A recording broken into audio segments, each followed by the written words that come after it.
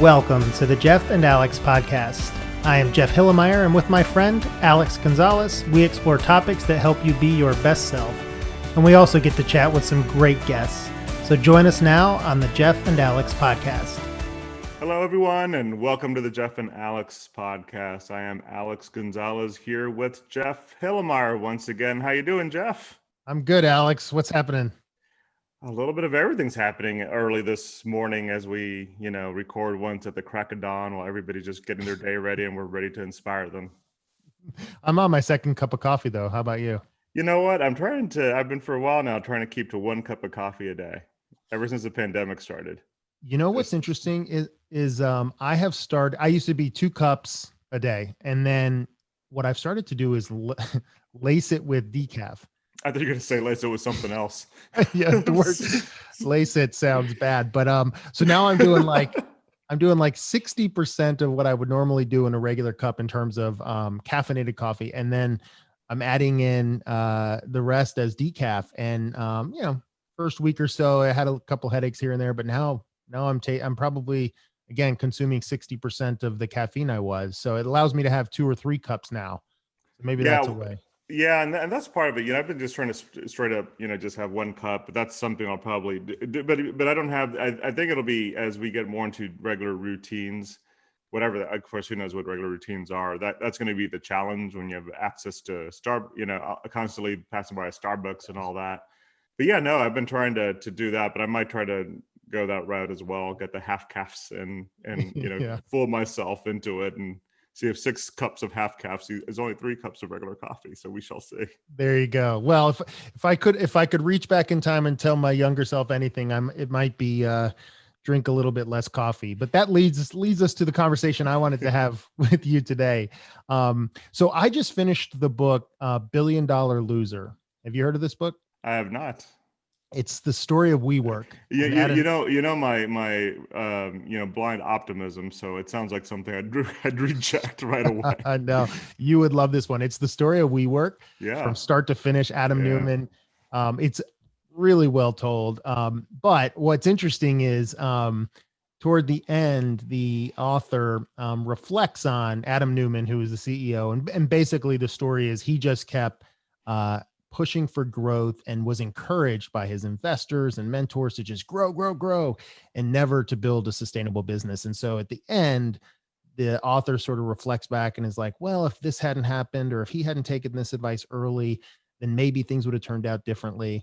And so that leads me to what I wanted to ask you and talk about a little bit is, as you think about your, let's say your 20, 21, 22-year-old self, if you could go back and give that guy some advice, what would it be? And I'd like you to start by answering it with, how do you even start to approach that sort of question? Like, what goes through your mind as you're thinking about how to answer that? Yeah, it's funny. I think about 2 perspectives. One is from a leadership perspective. There's, the 20-year-old self it gets a little challenging, and I'll come back to that in a sec.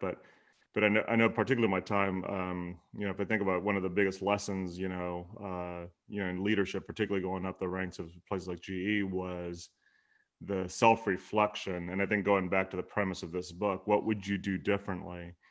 And so, it's always been conditioned, even in your best year, what would you do different, or what could you have done different, or whatever. And it doesn't mean it's a negative either, but it's a positive. But that's by the way, I think it's a hard skill in general to do, but I was very fortunate to have to kind of been conditioned to reflect back and understand that what you could do differently is actually a strength. So that's one. I think that's important for people to constantly have that process going. But yeah, it's interesting, Jeff, and curious to see how you think, because I know you're probably more self-reflective than me, in many cases. But it's interesting going back to the 20-year-old self, and I think there's definitely some things, but part of it I started thinking systemically too is it could be a little bit of a game, because some of the things, it shouldn't be just what you do different, but maybe what you'd want to accelerate. Because I think there's so many, as I do things like Disruptor Studio and you start really examining people on their journey, I do think there's certain things that may have not been perfect, but may have been critical in shaping who you are. Mhm. So if something that maybe you wish you'd done differently, but then you start thinking in the long term, over the course of not that year, but in the course of 10 years, it maybe caused you to do something Yeah, differently. So that's where it gets a little tricky. How I about agree. you? That's what I, yes, there's lots of things I wish I had done differently, but then didn't I learn something there? And maybe therefore I didn't make that mistake again. And so if you're like, well, don't go after that pursuit. But maybe you needed that lesson in order Absolutely. to be successful later. But I do think there's some things that, assuming that lessons will still be learned, I think there's probably some things that we can Sure. look back and say, I wish I had learned that earlier, or I wish I had, done that. So, what what's the first thing that comes to mind? Yeah, I mean, I think there's probably three things I could think about, but in terms of the first one, I'm going to talk about something kind of on to keep doing, which and it's I would encourage myself to keep leaning into naive optimism, Hmm. So and you because used it's to have part of that more, is what you're saying. what's that? You used to have that more. No, and I still think I do, and my Okay. point being is that I would probably tell myself not to, because the world wants to kill that. Mm, The yes. world loves, and when I say naive optimism too, and I think there's a balancing act, right? You could be optimistically naive, and it could get you into trouble, and if you don't have the guardrails around it. But I think it's harder to sometimes say, well, this is what the positive would be. And by the way, some of the naive optimism could be is, I've been in roles where I'm like, or I am the absolute best person in the world to do this job. No one else in the world is better at doing this than me right now. And I remember going into a job before, I don't know if it's leading customer experience or something, G, whatever it is. And I told the people, I'm like, well, I'm right now the best person. There's no one else in the world could do as good of a job as I can on this. And it's not even about the being cocky about it, whatever. It's just I truly in my brain believed I had these perspectives, experience, or passions that made me right for that. And so, but for me, it was helpful into getting to certain roles, and perhaps as I got older, maybe leaning in more to that. And I could think of roles where I probably should have leaned into that more. That would have been positive. So yeah, so I would say that one of the first things is something that I've had and some things I continue to have. And as I get older, it's sometimes hard to have because you get jaded with the world. But it's Yeah. kind of leaning into that naive optimism, embracing it, and then doing something with it. Yeah, I like that. That's a good one, and you're right. It is a hard thing to maintain. Although I would say that you do seem to still have that characteristic. Um, for me, the easy answer is that I wish I had been more aware of my privilege and then therefore found my purpose Mm, earlier in life. That we've talked about that, but 2012, 2013, I went through Leadership Atlanta, right. started to, for the first time, really appreciate the privilege that I have as a human being. And then landed on my purpose of having an outsized positive impact on the world. And that has led me to be more successful in my for profit, but also be able to lean into some nonprofit work and really try to make a difference. And had I learned that earlier, I think I, would have been more successful probably in every way, shape, or form, but I think I probably would have felt more fulfilled as well. I think Mm. I was chasing this idea of what success was. I need to get on that list. I need to be recognized in this way. Our company needs to hit this number. And while all those things were sort of had a short burst of fulfillment, long term weren't fulfilling that hole that I didn't realize I had. So that to me would have been one of the things I would have hoped to learn earlier in my life. And you wonder how, if we're going back in time in some crazy, space-time continuum way and able to talk to yourself at 20, how well would you have been at listening to Totally. it, right? A And great point. the perspective of maturity that comes in.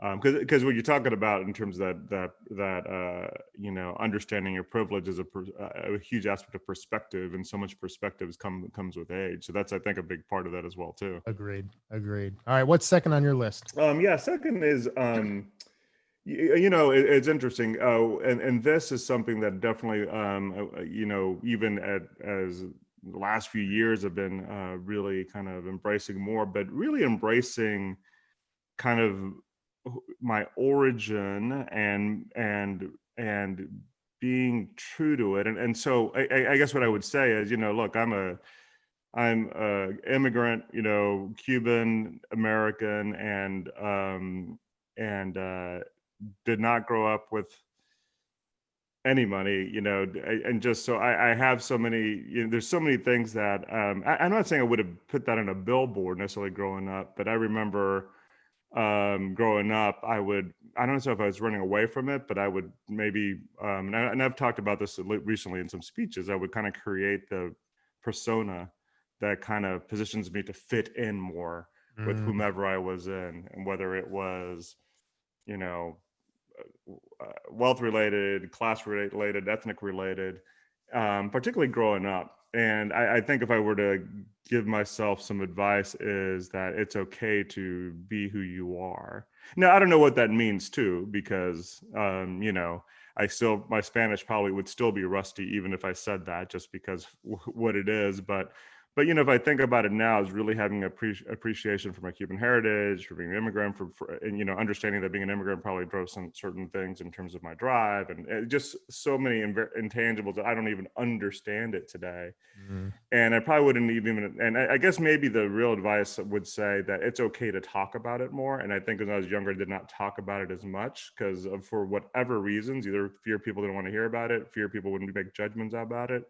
But I wish talked about it more, in particular as my kids were growing up, because it's okay. And that's what makes me who I am and makes me rich and gives me perspective. So I would say kind of really embracing that and not being fearful. That, again, much easier to say at 50 than it was in 20s when you're trying to figure your way out. And look, let's also understand that very different world today than to some extent that it was then.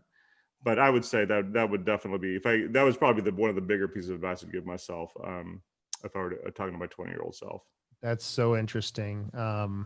Do you give that advice to your young sons?